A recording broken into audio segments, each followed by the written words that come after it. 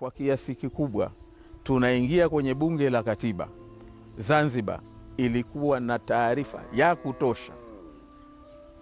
ya kutosha ya matatizo na mapungufu ya muungano kwa kweli. Kwa hiyo ile ilikuwa ni fursa kwa Zanzibar kuyarekebisha yale. Na tumeondoka hapa, tumeshirikiana kwenye baraza la wakilishi. Kama baraza la wakilishi imefanya stock taking, imefanya mapitio, tumeelimishana, tukaainisha. Mimi binafsi nikapewa fursa ya kueleza mambo ya msingi katika muungano na mapungufu yake, na tukafanya hivyo, tukaondoka tukiwa na kitu tunaelewa sasa Zanzibar tuna tatizo gani. Tumekwenda bungeni, lakini watu wakaanza kugawika kwa vyama. Bahati nzuri mimi sikuwa na chama, kwa sababu kama mwanasheria mkuu, pamoja na kwamba niliteuliwa na rais ambaye alitokana na Chama cha Mapinduzi, lakini allegiance yangu haikuwa kwa rais. Allegiance yangu ilikuwa ni kwa nchi, kulinda katiba, kulinda maslahi ya Zanzibar, sio kulinda maslahi ya chama chochote cha siasa.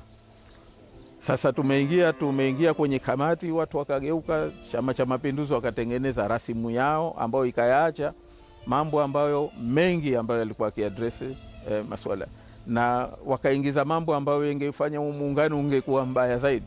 Kwa mfano wanaposema ukuu wa katiba, ukuu wa katiba ungeiumiza sana Zanzibar. Masuala ya ardhi yakafanywa pia eti nayo yawe ya muungano.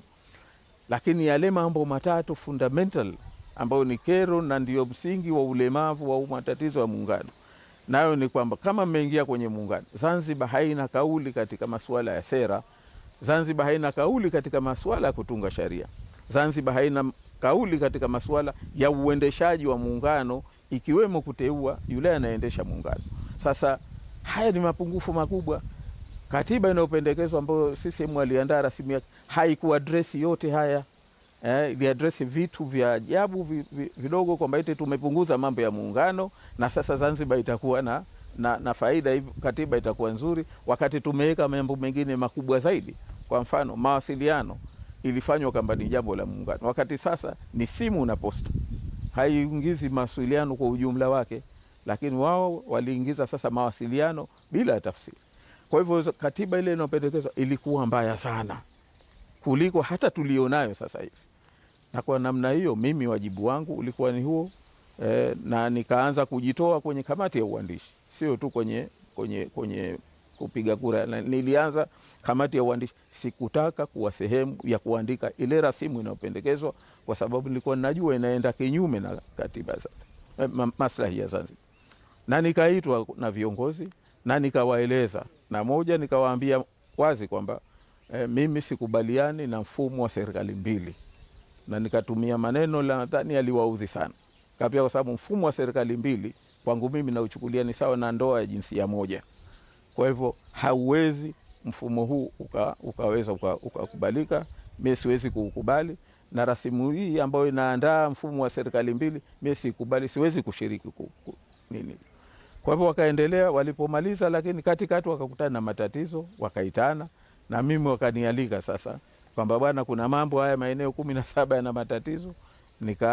Mimi nikawashauri kwamba no, sasa hivi it's too late nyinyi kuanza kujadili mambo mengi namna hii, tutafute deal breakers, mambo ambayo tutakubaliana kwamba mambo haya sote kwa kauli moja hatuyakubali, wenzetu wasipoyakubali tutatoka katika mchakato huu. Na tukakubaliana mambo 8.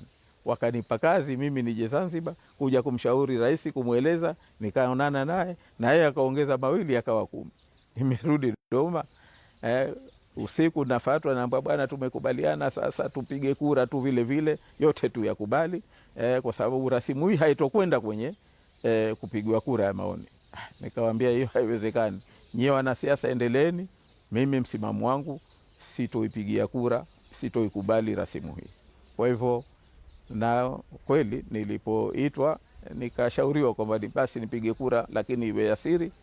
Nikamwambia no, siwezi kupiga kura ya siri, kwa sababu kura ya siri taratibu inaonesha inachakachuliwa. Nataka Wazanzibari wanione kama nilisimamia maslahi yao mwanzo mwisho katika hili, kwa sababu ndio jukumu langu la msingi kama mwanasheria mkuu wa serikali. Kwa hivyo ndio yakatokea aliyotokea, na ndio safari yangu ya utumishi serikalini ikaishia pale.